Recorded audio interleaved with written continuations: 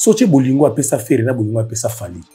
Différence c'est ça. Comme tout ça, tu as mon tutoriel la bio mibali. Tu as monté bolingo, tu as une affaire bolingo. En réalité, vrai amour est bolingo apesa fali. Fiolo Mida yebi musicien moko okufa na 51 ans. Tant que ça va révéler. Dans quelle qualité ça va révéler? Tu sais combien de bouches prient pour cet artiste-là aujourd'hui? Après ça chant, après ça animation, après ça naba danse. Pourtant, et bien sur le plan musical, il y a tout peu à Boma quartier latin. Depuis il fallait à Kenda, quartier latin, ça n'existe presque plus. Ou bien Koyemba avec une danse. Où ils allaient dans le quartier latin. Et ben là, il fallait à Kenda, Kofi n'a plus envie. Il y a pour fou la sous-sous. Musicien moi ya mobile. Choix ya kobimisa Madame Cindy Lelo. Et puis sa quartier latin Makambouté. Sa voix n'est pas adaptée na quartier latin. Non, azanek si moi leader ya quartier latin. C'est impossible. Parce que quartier latin ils allaient mibali. Ma carrière comme Maman Biliabel. Madame Cindy a ça la montée. Profite pas que comme musique fali. Mutabeti là yo. Net na plateau na émission okuta on dirait nga yemba guitare penda betana kikofi na kichacho sala mo loko mo pour la sa cohésion nationale mo la ke muto na muto bazana mo ba guerre mais basali loko mo dans sa vêtement wake up na ba l'autre c'est qui il faut ba yemba ba mbale ouais déjà partant sala mo ta yo fele ah là on est là tout ya za ko se planning mbongo to ko yemba ka na fali ko sepela ko yemba na fali.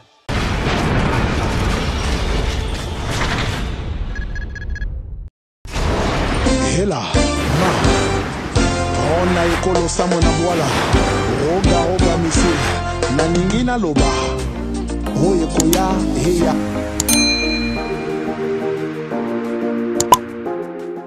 Bienvenue dans votre émission Formule 7 Oyo thérapeutique Nabino, émission magique Nabino sentiment Nabino yango et bandi ya mukola lelo.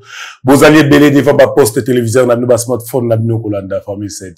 Naza toujours na plaisir nango, ndé na yaka toujours ko présenter les bino yango. Boebike soki na yele susu chocho boé, c'est que marambo ezali, il faut excellent Charlie Prince Aloba, excellent Charlie Prince, bienvenue à l'émission. Merci beaucoup Maréchal. Boni. Ça va. Ah, excellence. On a la plaisir sur un bio na plateau boy. Na za raso ya mbio, so mo na bengyo chocho, c'est que bat balandinga penda en privé. Oka ndeni ni so sale émission. Et bah eko nangozo bima penda et ça konde. C'est tout que ce qu'on expliquer penda bato bazo comprendre bazo zongelo peut-être félicitations, ça te fait comment? Oui, et ça va bien. On se dit peut-être que ils m'ont compris. Parce que n'ambo on a besoin très difficile. Bah pas comprendre ma moya facile que eux ils compliqué. Les gens comprennent mieux ce qui est compliqué que ce qui est facile. Voilà. Donc, ça veut dire quoi? Ce qui est compliqué, c'est aller le kuta. Tu sais, vérité, c'est un amour fort. Pour le bambou. Mais le kuta, c'est un ma faux, tout ça, la montage, ou comme ça, les imaginaire, et comme la réalité. Tandis que les cambos, la vérité, tu n'auras pas d'effort à fournir. Pour le bambou, parce que c'est naturel. Tu vois, c'est ça. Ma rapport est facile. Et vérité, pas de généralement, on n'a pas si, alors, si jamais, ça, la vérité, moi, juste 2-3 cartes, bah, comprendre, c'est déjà bon, parce que 2-3, on a ça, la paix, ça, là, il pour partager, ils vont relayer l'info, et puis voilà, ça va se propager. Moi, je suis très content. Et après, on bénit Dieu pour ça. Okay. Relation ni depuis au côté de la chronique musicale au Gardaka, aux Alakanango, penda bien ba musicien, ba musicien so congolais, ba relation au Garda penda na bango, relation professionnelle. Relation professionnelle, mais ils sont capricieux, ils sont difficiles à gérer. Ba ba to ba humeur, mon ba to ba humeur. Musicien, ensemble tout broza nae, si beaucoup mo zanae mingi, ata sumbula noté, ata susudu ya monta la raie. Quand ça peut il faut qu'à au service des bango, faut qu'à mingi bango, moi caprice wana c'est vrai, vedette, artiste, célébrité, tout ça. Moi caprice wana, moi humeur, moi na muke, yo kako bon de la ye ou dorloter, au caresser, bazabon. Donc il faut que tu dépendre kana ma humeur na bango.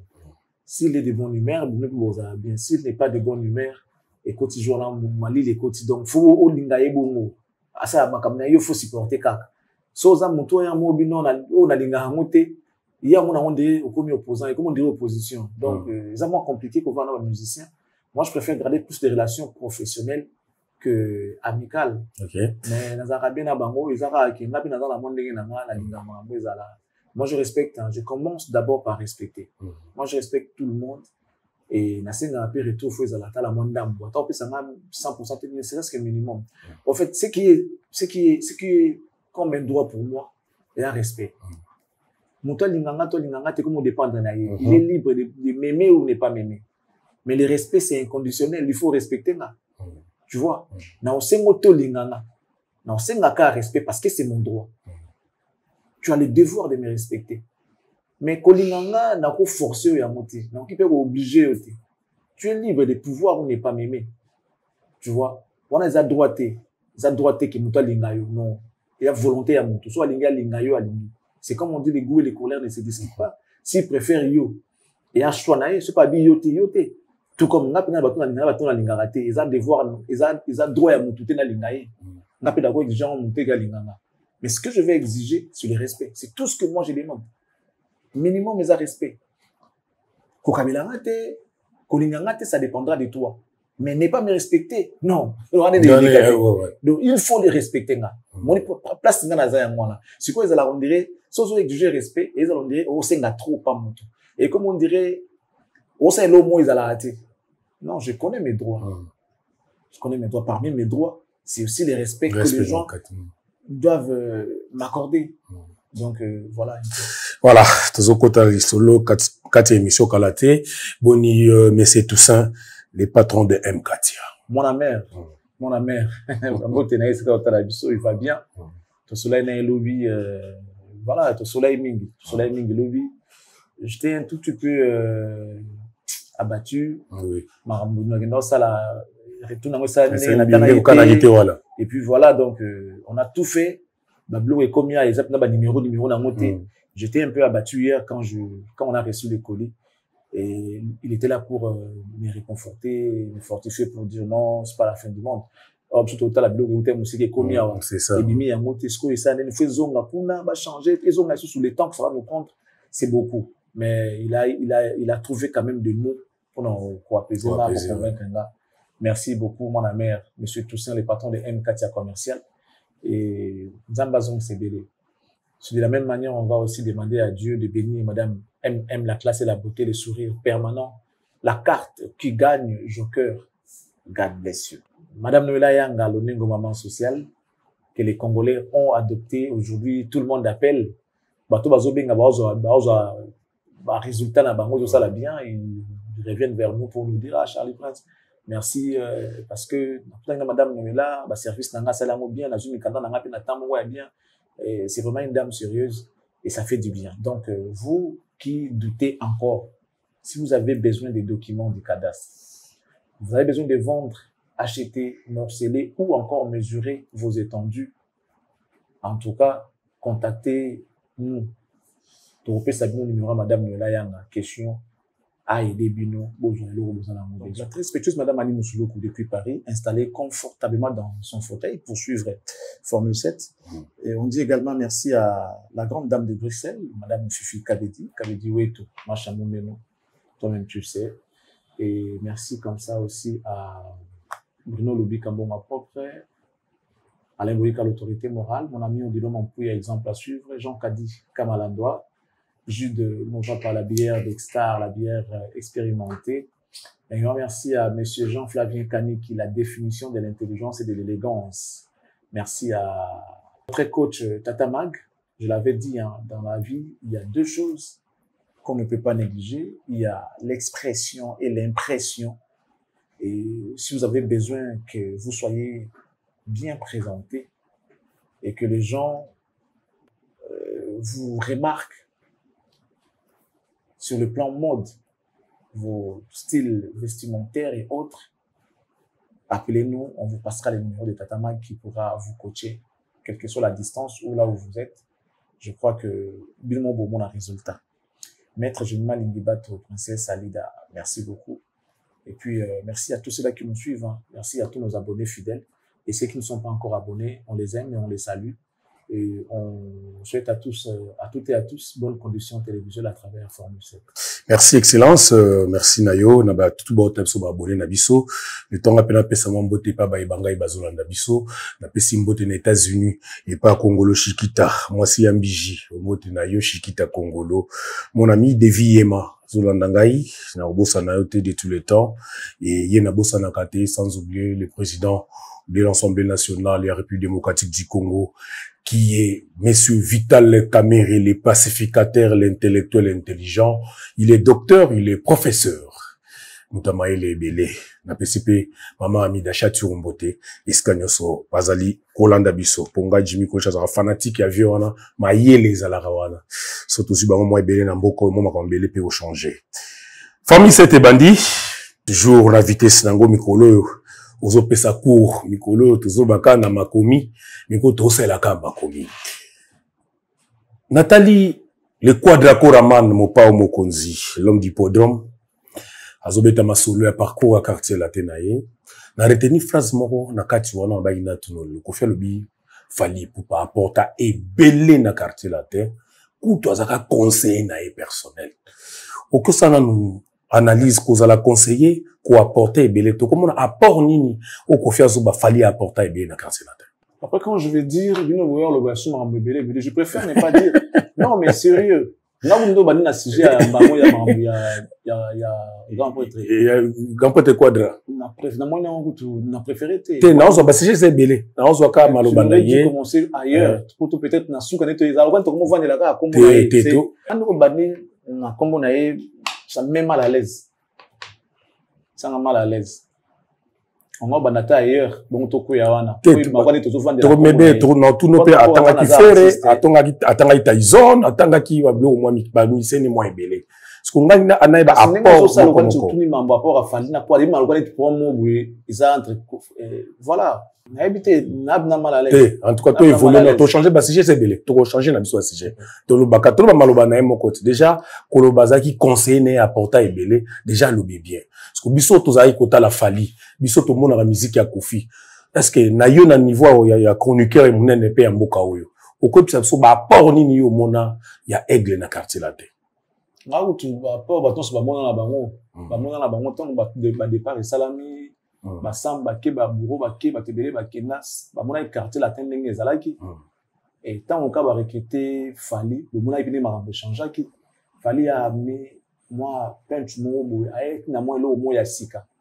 Hormis Kubi Koyemba avec na danse où ils allaient dans ma quartier latin fallait avec na danse et les lots sont au tali parmi bablogo fallait avoir impacté dans le monde même danse avoir impacté le monde na danse battre belé ba ekoli Kobi na pas style à Fali et depuis cette époque là fallait avec na danse Kofi ne savait pas voir cet aspect là ya danse ya Fali. Ma danse où ya boyeboy on nous mona banini danse ya sali danse à luket ezalaki na quartier latin pendant à cette époque là et à part kaka Burundi ta ba fête na ba mais danse proprement dit na ba luket tout ça robina depuis tu peux bazali wana robina depuis tu azalaki mais fali ayaki na mon logo moko boya sika moni danse na ma style moko ya mwa mbonda vous comprenez Dogo siama manda baguzwa mine hotele siama tu vois un peu bablo va fallait avec nango ale manzimba qui a fallu bablo atako boaka on sentit que il a ramené l'homme moko boy o ezaki na quartier latin il a travaillé avec les animateurs qu'a fallu voilà Fali il a travaillé il a accompagné la section et animation Fali accompagner ba chanteur Fallait accompagner les leaders. Ok. Yemoko chanteur. Nakatia quartier latin, fallait compte, je ne sais pas si tu as en total, alors que maintenant, 3-4 featuring, oyoye à sala na Koffi Olomide. Nakatia quartier latin. Nakatia quartier latin. Il y a un album de Frakata, avant l'ango déjà 2. Oui. Tu te dis que sous la place, na Fali. Et puis Kofi aimait bien le faire avec Fali. Donc, bah, tu as dit effervescent na Frakata. Oui, bah, il est et Sili. Vous comprenez? Bah, il na Fali. Fallait apporter belé. Et le bien Kofi moko ba conseil. Ce conseil moi sur le plan musical. Musical, il y a ma famille qui non la na yo, le monde na o, tu na o, t'es ça ma musique. Donc ça veut dire que l'artiste a amené un apport remarquable et visible dans ma musique qui a quartier latin. Et ma base à la undimi le lobby a changé dans mon bon. Le nom n'animi maloba mon Dieu à la stylo. Et comment ka oui comment ka non ça dépend. Nicolas monte na telemi na 11 na 12 na za kozela mongelele. Il est silito nini bomi wesede. Je n'ai pas sou yo. Ça dit malombe à la stylo. Et comme oui. Il y a mon père comme non. Donc, le vieux a joué rôle à stylo, au fait. À contre du malelo, à boy bien. Mais quand cela ne tient, nous t'aimons, on a un mot. Et à témoin. Vous comprenez? Papa, pour la vérité, maquillage, des mots, donc, fallait apporter, surtout dans le moment, il y a qui moment, mon co, que, au Ghana, qui tout double. Donc, ce que Simba quitté, des mots. Des mots, répéter. Parce que, t'as la même Savané, Ronaldo. Ah, ça y est bien. Mais il n'est pas si bon danseur que Fali. Savané, c'est quoi, Marca qui peut na danse. Savané, Ronaldo. Alors, on a danger. D'ailleurs, tout là, nous avons tant que Suisse, place Savané à l'Omora. Savané, comme na Suisse, moi, on a été. Nous avons, je crois, na Genève, l'Omora. Boka Savané, sous ma pire avec nous, baroya, mon amai na bango, on a nous les envois à bango déjà ezala. Savana lingambata, no quoi faire ta noir blanc. A lingambata, no pas tous à l'oua, c'est tous à la pays, au juste à l'colomon, mounene boé, na moi jip licolo, c'est pendé. Chemise, ah tu n'as toujours pas ta t-shirt, ta prête chemise. T-shirt ya pembe na kati. Il peut être ce que chemise ya pe, ça là, pembe on a papa confort. Papa confort. A boire ce que triple na makolo. Ce que t'as boga, nous oiseaux ngenga na émission. Ce que a ça dit que a commis retard, vieux quadra, ça m'attaque déjà. Ce que nous les bandits, grand pote à ça matin déjà ça né. Ah, atena ce mon ba benga na bango bon, aki ata nenga full, il pas ta nenga ndule. Peut-être ce via monier. A benga et puis c'est un succès, ça va né Ronaldo, Kouloulé. Aibika kete via matakita on a lenga ndu ya obelanga balika liboso bagna Eric Tuti ba kinzela mamu via Mathieu Eric Tuti aimbe aboka Savané ka ba aussi na scope Savané et voici pour vous Fally Ipupa DiCaprio abise bango Fally Fally abina au point que Kouloulé babosani. Et ça fait une humiliation. À part maman, on sous depuis jour on a ndé à loin quartier latin on a payé sous-souté. À loin la Suisse. Fallait sugo aya embrouiller ba faire. Ba bossa na Kouloulé. Tu vois? Et à l'homme sous so que simbité boulot. Aux assos en prise logo mon beau, il faut zongi la ngo ka pour na beauté logo na yo. Mais tant que l'homme sous yé sali pe maram sous c'est pas effacer au wana.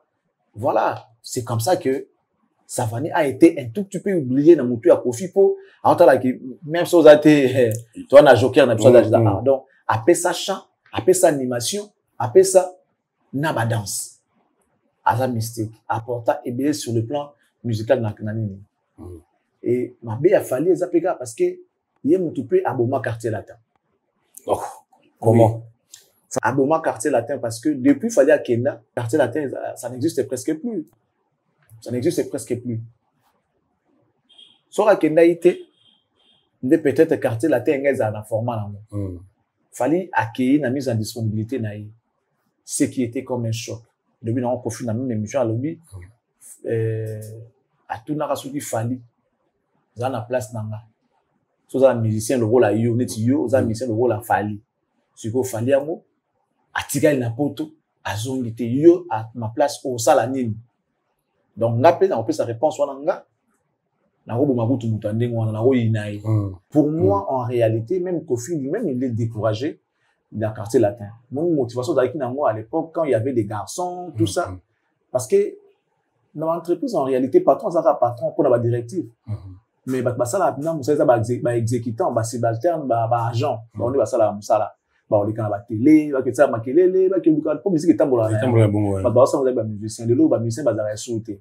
Et ben là, Kofi à Kenya, Kofi n'a plus envie il y a pour fou la sous musicien mo ya mobile. En réalité, quartier latin pour moi, ils ont la perte, il y a le mot ils ont dans mon cas là. Bah il y a mon voix, c'est plus les voix masculines qui dominent dans le quartier latin. Mais les locaux, Kofi a mis en avant-plan une voix féminine. Or, voix féminine, et il y a eu une fois avec Scola, et ça l'a n'est qu'au salamé, et cause à la T comme référence. En ce moment, choix ya Robinsa, Madame Cindy Lelo. Moi, par contre, je la vois bonne pour na, cause à, moi, s'il y a Libala. Mais la musique dans le quartier latin, et puis sa quartier latin m'a cambouté et puis même il y a encore à évoluer. Tu vois, donc il y en a des sens. Madame Cindy elle a un talent, mais sa voix n'est pas adaptée dans le quartier latin. Non, moi leader dans quartier latin, c'est impossible. Alors ça dans mon cas parce que c'est ça, il y a mobile naïe, ça y a bango logique. L'idée à madame, il y a monsieur Kofi, il y a Kobimisa, madame Cindy, le rôle à Bosso, tout ça. Et si m'battait parce que quartier latin, ils allaient mibali, voix à mibali. Nemutu. Et ça la quartier latin. Bon, on a ça la bonita boulay na maman bilia. Bango va passer ça sur image Joana et Simba parce que bah ça commoda, bah ça cordane à moi et l'eau mogobo. Et puis et ça compliqué net par exemple pour na quartier latin. Au monde, c'est compliqué. Surtout tali penabi au monde là que madame Cindy avec tous les talents qu'elle a. Est-ce que mon a été capable de décoller dans la carrière?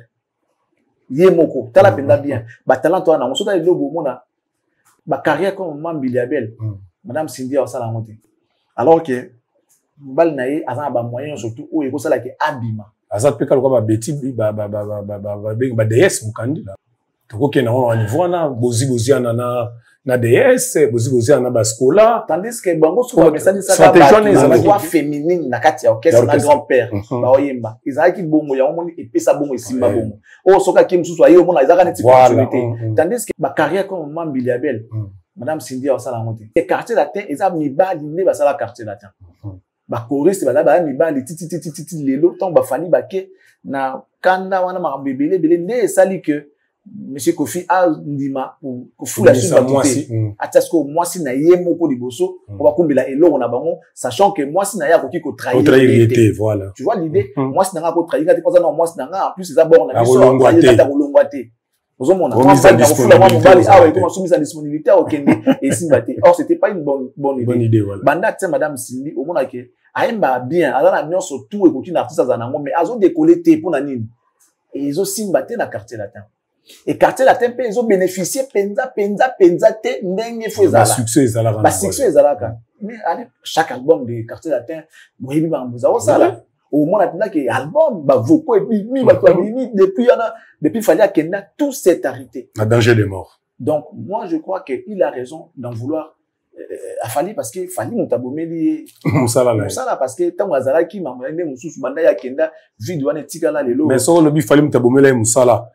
Fallait abanda qui pena été abanda m'a ramené sans fali ti azana ba succès azana qui ba bomara quartier latin et ngaki ezaki parce que toi ba kenda ka mopiku tant bokei bongo ça la ke marambu et comment là ça est-ce que ba académie bomara quartier latin parce que bon ko fait le bien ça la ka et le côté pour preuve azongaka abetaka martyr na baba bia bazalaka ba depichu bazalaka moto ba on va tika kande sala marambu wana na droit de veto moni moto o ba tika ki ba sala da misala ba yemba na album yaki na moto na ngo ya ngosko le quoi yoza leader moto ane ko kende après moment moto ici la rati tant album ezo quitter to tepe na moto na ngo il faut ce que là qu'est-ce que tu vas faire après au monde il y a ngone ça là que Dieu l'a aidé à recruter ba fali ba ene loro mususu o ça là que jeune moye wana azande ala mystique et ça dit que ensemble là ba samsusu ba matisi sous quartier latin zaki coup de grâce et banda bango ba kenda. On parle de Fali parce que c'est comme le pion majeur. Mais bah, tant Fali a Kei, bah, nous sommes après Fali. Bon, avant Fali, bah, nous sommes là, il fallait avoir un orchestre. Bah, nous sommes Fali, on dirait que soleil, a tiré tout bazalakati. Kousa Kenda liboso avant Bangonyoso, a tiré ba soleil. Fali a tiré ba Montana, a tiré ba parce que bah, yemba l'album, a tiré ba Feli Tyson. Voilà. Bah, yemba l'album a Fali. A tiré ba Bangotou, a tiré ba Bangotou yé, ba Gibson. Oui. Tant wa Kei, n'estime na moi comique. Moi. Tant il y a que traitement bah moi va tout changer on connaît si mutu na bino mo wa ke siko bino bo sibir conséquence il y a départ pas vous comprenez donc déjà kebo donc ça dit moi non na minga ke déjà donc binoa et là comme tu sais ba so na nyoka banga kututa banga souté donc oui ya non sala mandingwa donc départ il a fallu ça que quartier latin après ton ba keke ils ont télé mal souté nengi ba fallu ba télé ça après départ il y a académie ozomona ya mozomona que il a fallu qu'on soit option ça moi si na yo moi si na au trahir yo c'est bien mais est-ce que c'est adapté le style de chant il y a madame Cindy qui chante bien chanter Zamoulé na bien mais son style par rapport à quartier latin et ça y a monté ce n'est pas la voix féminine qui domine c'est la voix masculine Koffi Olomide avec des choristes garçons ningongo wana ndezaki pe nozo katna ke bazo yemba donc oh yo yebi banzoto banzemo ba ishala via motolo lenge siko yo kaba so comprendre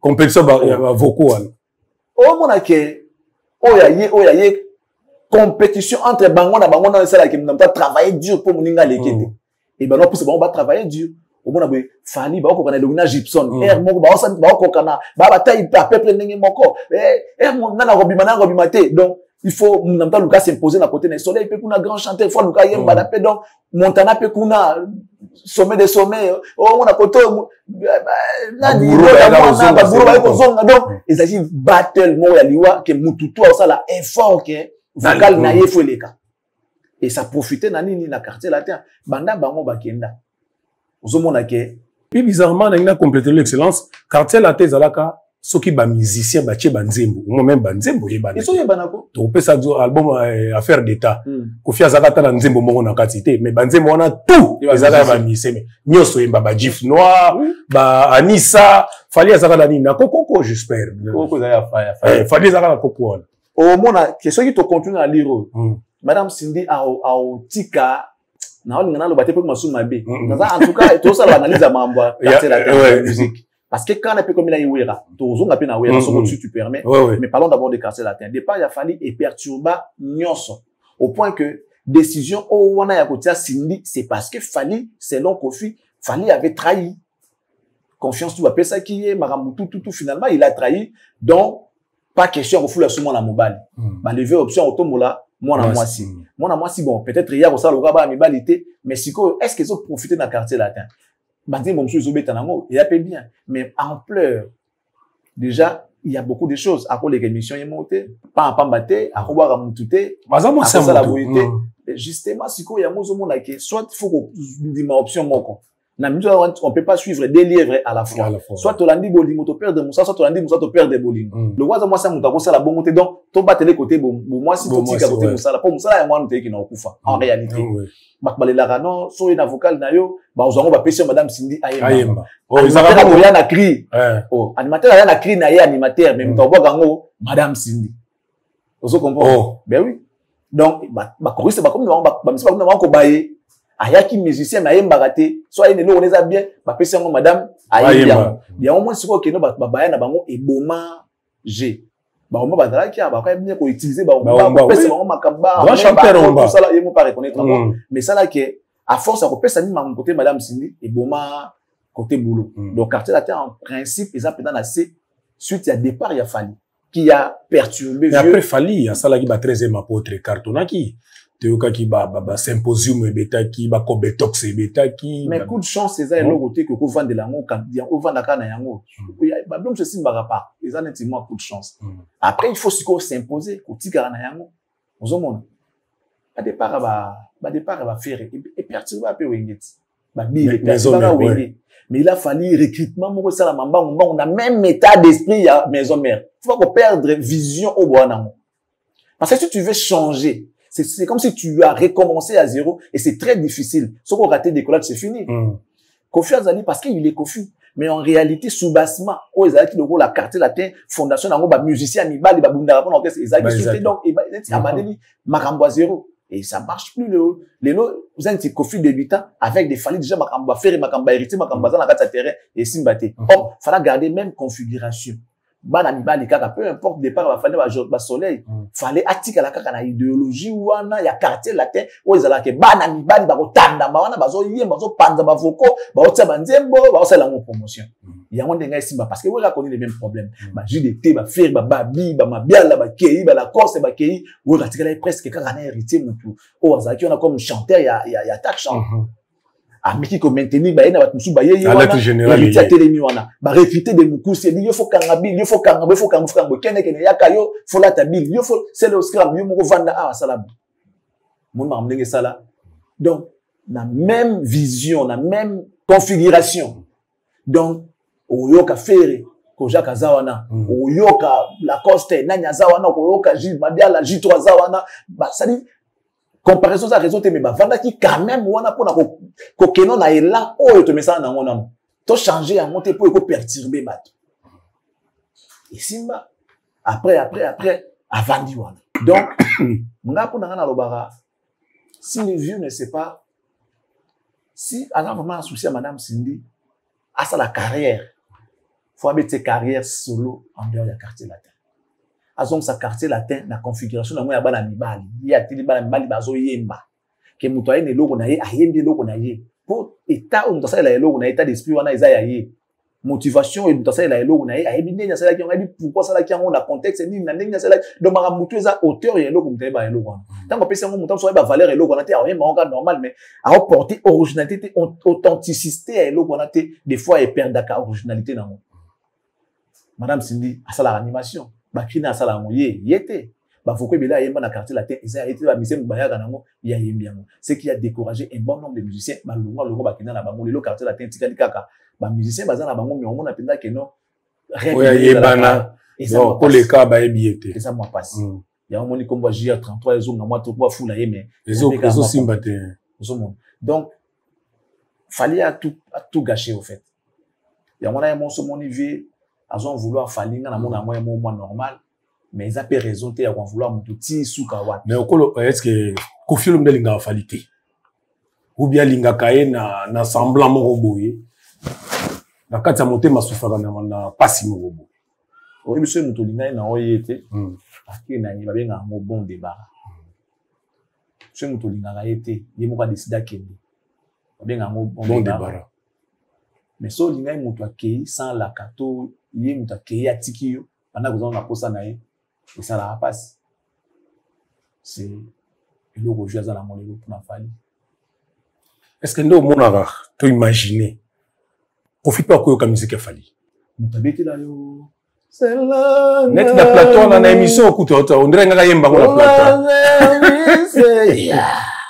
na plateau la guitare penda beta na kikofi na kichacho ayemba service ayemba ndemba fali fort mais ndemba fali so yebe monter na éviter oyeba ni okomona plaisir na zakana ngo so azo kango alobaka ni faux petit mwana mabe ou bien mwana nanga pena osa musala makasi ceux qui amitié patron quartier latin kufa a regretté mais ceux amitié congolais que papa abota mwana osa fierté ya modèle wana azane sengo siko yene mtoye ba sentiment o azala na ngo ezaka ya papa aboti mwana to ya patron ya quartier latin na de wana des problème na mweza so ka miti na patron à quartier latin pour ça exemple en perte de vitesse alors dans la kanda pour na fali pour yemta bomo orchestre wa mais so ka miti papa moko boye mutu moko ezaki na ba boato kataki pour mona ngambo lelo ke na ngambo mona lumière mona makambo mona bonheur alors dans scène parce que mutu neti ngaso na yedo katsa ngambo na lubité forcément faut donc c'est là mais un jour on est na ngambo on a luko papa neli liko na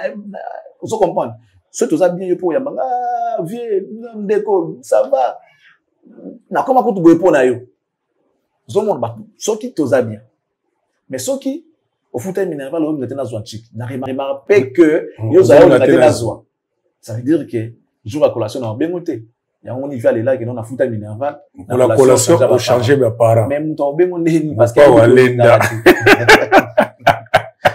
mon père walenda abi mkola collation changer mes parents ezaki libanga ouais voilà libanga concerné ezaki concerné na mkola donc ya ocha ai voilà c'est pas fallu à quitter a préféré qui a mon ba vie mususu le libanda que pourquoi pas zonguer pour na conseil il n'a pas fait ça qui non ba vie n'abso Pascal un moment qui Pascal Lokakanza un moment sauvé tu vois un peu avec plus libanda yango soyez la futa minerval la collation changer ba part selon yé dobo ko ngam na pesa kiyo tout ça mais après gloire to honneur on peut s'en abattre mususu c'est pour ça que fali na fere Kofi Olomide pour sortir de l'année émission sortie médiatique ne nyonso ce qu'attend ba komba faire muke attend yango ata ba 20 fois deux plateaux sur le kamikolo sorti bolingo apesa ça faire na bolingo apesa ça fali différence c'est ça comme tout ça tena mon kitoire la bio mibale ce qui a ma bête malamu za ce ma beza malamu ya te ma bête muteza wana na minute le rôle azo en vouloir na fali après ça peut pas faire pour moi na kenon.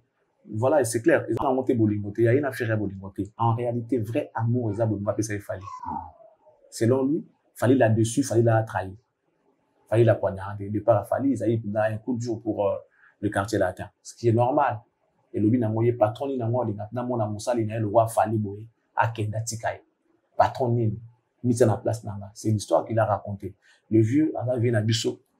Les lots, dans la zone vouloir été même si tout ça tout ça là qui puis un majeur moi qui et qui est affecté boulot ça fait mal ça fait mal donc voilà Ferrego la pesanga honneur nazaki na Kinshasa 14 à 15 ans na beta na potote a honorenga a benginga na Adidas Arena na benga été pour ni na concert est-ce que ça est important y peut faire benga souffrir na hippodrome de Vincennes moi tout ko juger ils a envie naïe pour ça naïe on a tout ko juger sur la bengi pour monique pour naïe ils allaient moyen pour prouver reconnaissance naïe envers Ferré voilà tout accordé en gros il est libre de faire son choix marambuya les décisions personnelles qui n'ont rien à voir avec nous na kota et puis n'a pas vouloir la mututé sur la décision à benga Ferré déjà dès lors qu'ils ont ma bête pourquoi faut tout nous c'est là on a le de condamner il est libre d'inviter Ferré ou quelqu'un d'autre mais ceux qui a préféré à la Ferré nous on ne peut que regarder et constater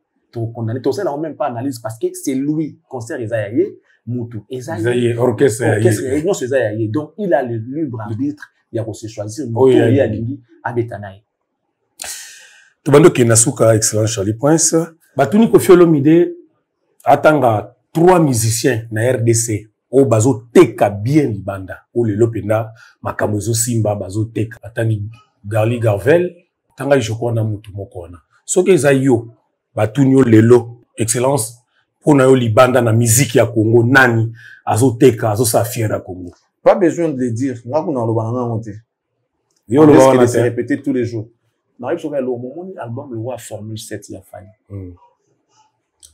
Fali serait peut-être déjà la 6e beaucoup azo remixé au bateau basengi ça est là une version Charlie Prince mais OK et qu'on a commercialisé té yo kaka yo mona bakar na yo na ba fête na yo na ba master na yo c'est ça la convention avec bateau basenga ba remix ba album où les chansons sont tellement bonnes que ba passer na remix na mo et ba ndimbo ba seyo ezaba yembela nani les gens au ba otasoba comme en commentaire seyo na formule 7 ba yembela onani beaucoup mais la biso en commentaire seyo wana azali mutu asombi kaka nzembo na album afali seyo wana asomba place musutu bat musuba bwaka bango ndeka ezalaka na ndenge ya logique obwaki kaka mais kosola ke no ba yemba na album afali ya sika oyo seyo za suna nzembo lususu comprendre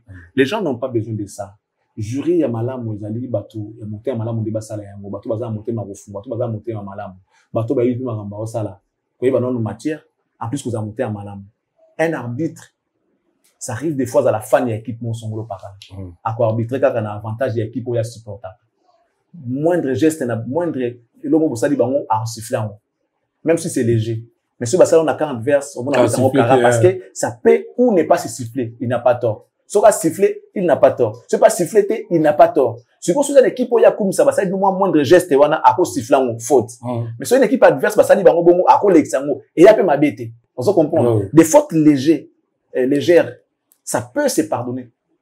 Par contre, tika avantage, c'est prévu dans la loi et l'arbitre.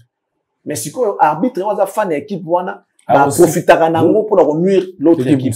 Donc, ça sert même pas. Ça sert à rien, la question Jean Wana. Bien que même si c'est lui, il va pas dire. Fali, j'essaye de chercher à comprendre cet artiste-là. Est-ce que il y a beaucoup na cadre de la cohésion nationale, na cadre de la consolider, qui n'y a na mboka na biso, na cohésion, projet moko ezalaki hormis projet à Wenge ezalaki ya featuring ya Ferré na Fali Mboka. Quand je parle de Mboka, organisant, tu comprends de qui je suis en train de parler. Mboka, ça abiata combien il pour un projet on a parce que comme bango baza suko boye basa la molo comme pour la sa cohésion nationale moi que moto baza na mo guerre mais basa les logo dans sa vêtement wake up na ba l'autre avant même coup tout donc il était déjà partant. L'autre c'est qui? Il faut pas me balé ouais. Déjà partant. Qui déjà partant. Fali je crois parce que Makambo qui n'a projet c'était Ahmad. Toujours Amadou Djabi. Fali était en déplacement, fallait qu'on rejoindre Fali, tout ça là. Mais c'était comme une fête de la part que non, faut pas ça la future voilà. Si Fali n'était pas ce qu'il est, c'est un gars la peine important, base de la future de Fali, Moutoise Yabaï Bana Fali, un gars salamate. Mais puisqu'il est très important, il est tellement Nicolo, Azana Ora, Azana Nyon, ça veut dire que surtout il profiter penanga. Qui déjà d'accord avant même coup de c'est un montant bon même Yorfeli c'était prêt à ça la moitié Yorfeli ah là on a toujours il y a ça que c'est planning mbongo to ko yemba ka na Fali ko sepela ko yemba na Fali aye bien maintenant bakmaol bana dit tout ça makambo pona ozelo au monsongolo pakala moi je vais te dire un truc joueur le rôle à Mbappé grand joueur na Paris Saint-Germain à marqué Babi. Mais pourquoi il enviait Real de Madrid? Alors qu'il est payé na Paris Saint-Germain. Mais au-delà de l'argent, il y a ce qu'on appelle l'image. Ma récompense, ma trophée pour la carrière à Monteza, très important. Mbappé rêve d'avoir aussi un Ligue des Champions. Aïe, qu'avec Paris, c'est très difficile, bien qu'il va foutre bien, il est bon joueur, mais Paris n'est pas encore prêt. Il y a pour jouer la Ligue des Champions. Mais il faut chercher une équipe où ceux qui n'habitent pas saison montent ben na équipe où il trophée. C'est comme ça qu'il est allé à Real. Est-ce que parce qu'il y a un cas pour Nambo, ça pour Nambo monter. Bah biso tout autour là que non na minute si on met la main dans la pâte par rapport à ce que cet artiste est en train de faire un jour en tant que que non et logo boyer so ga zwa ki yango s'il faut remercier la presse bah autant capitaine subiso ça dit que tous 8 mois une partie tout ça n'a trop fait, il y a accompagnement, il y a collaboration. Parce que ce que l'artiste fait, nous, on l'a aidé juste à rendre encore plus visible. Tu bâtis c'est lié l'autre, tu créer l'autre, tu cosipéter, tu le dis la vérité, mais on lui a permis d'élargir encore son champ de visibilité. Qui fait que, tant à cause de ceux qui diplôme, ceux qui trophée, biso pe ba oyo, la titre et un remerciement. Ça veut dire que carrière na yo on comptait payer le mot ya motu ya ozwa que par accompagnement de l'artiste ce qu'on avait fait ça a permis à l'artiste vous comprenez donc comme on est côté atana mwande atana denga soucouvert et côté quand même donc ça ka mbongote Bon, ça solution ma camion sur tout. Il y a des gens qui ont l'argent mais qui n'ont pas de paix. Bon, la santé bien bazali. Donc bon, nous on regarde carrière avec ce qui va avec tout ce qui va avec. Honneur, image, tout ça là. Accompagner Fali aujourd'hui, tu seras champion derrière lui sans pour autant fournir beaucoup d'efforts. Il est déjà talentueux lui-même, il est doué, il est prêt à recevoir tous les mérites lui-même. Et ceux qui sont profiteurs accompagnés, c'est toi qui tires au bénéfice de ma gamnae. Donc, tu seras cité parmi les champions, bien que ce n'est pas toi directement qui a combattu pour avoir ce titre de champion. Donc, ceux qui ils auront raison sur nous, parce qu'ils ont besoin d'avoir raison sur nous. Alors, pour avoir raison sur nous, désormais. C'est-à-dire, si jamais un jour, Fali a repris on nous cite que à cette époque-là, il y avait des gens, tu vois un peu, ça veut dire que sous réserve, mais on a gagné avec l'artiste. L'artiste ne peut pas gagner seul. Il gagne toujours avec l'équipe. Un champion, un leader, lorsqu'il gagne, lorsqu'il remporte quelque chose, il dit toujours, on a gagné, on a fait. Donc, tout ça, là, on a bon. Donc, Lilo, moi, je pense que ceux qui font appeler ça, viennent à un petit conseil. Je suis pas digne. Mais moi, je suis dans mon binaka. Le vieux, on l'aime bien. Mais les problèmes, les alliés, foyer baké, quartier latin, idéologie nango. Et banara bongote. Depuis comment ça a fait que ma bébé, ils ont réduit, n'a moi perte à vitesse. Donc, azon, sa idéologie à quartier latin, puisqu'il y a Zana, nous avons 30 ans de vie. On comprend, on a 30 ans, puisque nous avons la reine de la musique à Congo, na idéologie au quartier latin, bandana, on va la nibal, l'indébaïma. Voix féminine, il faut dominer tes frères, moi, mon quai, ils ont mis ciment. Vous avez ba voix masculine, né à mon nez, dans la quartier latin. Azon, il a foule la jeune, n'est a foule la tout sous baleka, ça lui permettra, à paiement, ba jeune, on va travailler pour nous remettre ça. Groupe one. Excellent Charlie Prince, Kofi Olomide yebi musicien moka okufa na 51 ans. Albi yango na TV. Abi toza awa. Botala akufa na 51 ans. Musicien. Ah ouais? Ayebi musicien moka okufa na 51 ans. Obi vie l'homme okufa na 51 ans. Bon, si Kofi Olomide ayebi pe musicien moka okufa na 51 ans, albi yango na plateau ya Papi Mboma. Tant que nous révélé. Dans quelle qualité nous avons révélé? Prophète. Il y a des aliments en Zambie. Il y a des moussala en Zambie, il y a des mois en Zambie. Tu nous as révélé, il faut croire dans Malobanaï. Tout ça, la confiance. Parce que tant qu'on l'a dit, toi, on a fait 51 ans. Oui, Bakani, c'est le Belna. Balad, c'est mon âge. Balad, c'est mon âge. Bon, après, Malobamutu, Zambie, à Zambie, au Tigala, Zambie. Au Zambaloba, à Tato Kimi, en Zambie, mais, n'a que, même quand Jésus a annoncé la mort, je crois, à Daniel ou bien au roi Moroboui. A tiré là qui est peut-être aussi un pardon pour nous repousser sur Mikolonaï. Et le roi l'a fait. Ensuite, a vu qu'il soit pendant longtemps dans le kill. Et Kofi a peut-être payé mon coup. Ceux qui ont révélé, gloire à Dieu, tous ont ça de panaï. Mais ceux qui ont peut-être sous naïe, qui est à la bongo, ceux qui ont sous naïe. Tu sais combien de bouches prient pour cet artiste-là aujourd'hui? Tu sais combien de cœurs,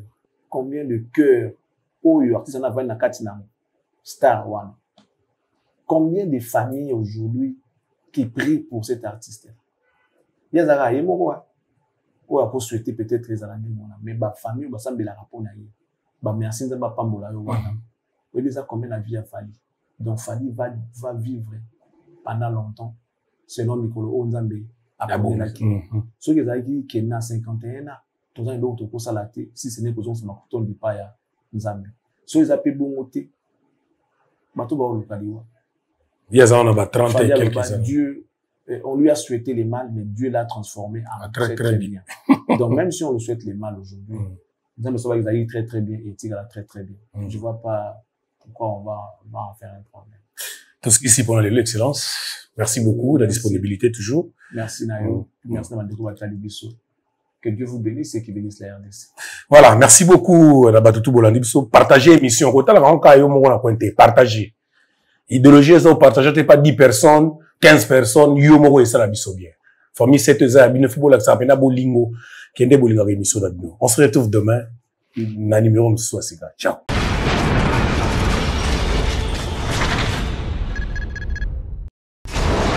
Hela, ma, on a écolo samo na boala, roga, missile, na ningina loba, oye koya, heya.